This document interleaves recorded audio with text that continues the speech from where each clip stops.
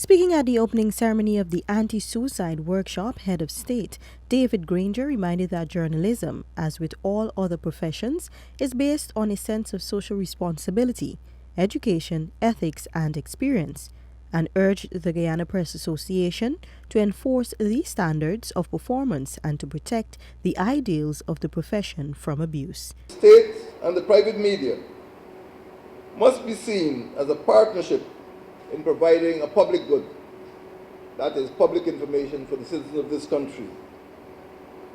Independence of thought must be preserved, professionalism must be promoted, and the Constitution of Guyana must be upheld. The head of state reminded media workers at the event that while freedom of press is a respected right, it must be exercised with caution so as not to infringe on the rights of others.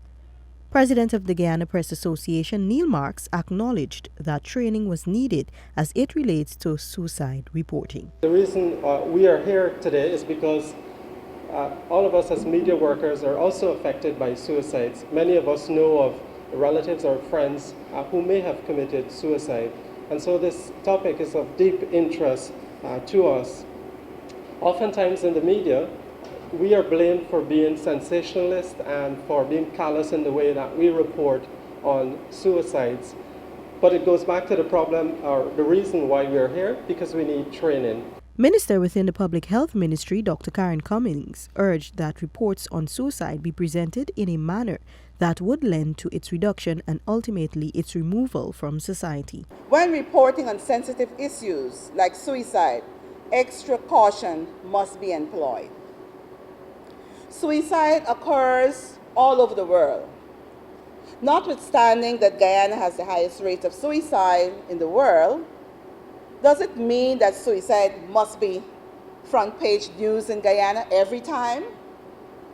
In the interest of truth and the need to know by audiences served by journalists, do journalists and editors really think the public must be made aware of the successful means used by the individuals to commit suicide?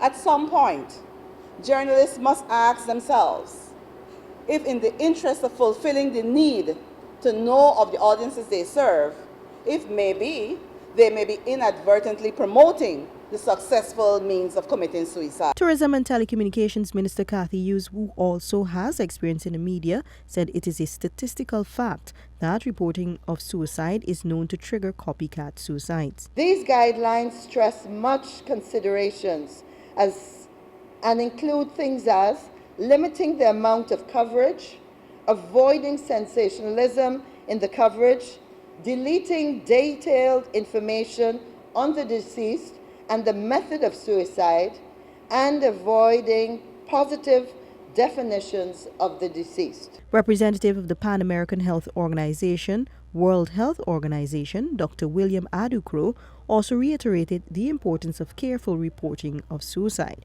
At the end of the workshop, the PAHO WHO Guyana guidelines for reporting on suicide is expected to be adopted. For Newsroom, Stacey Carmichael, James.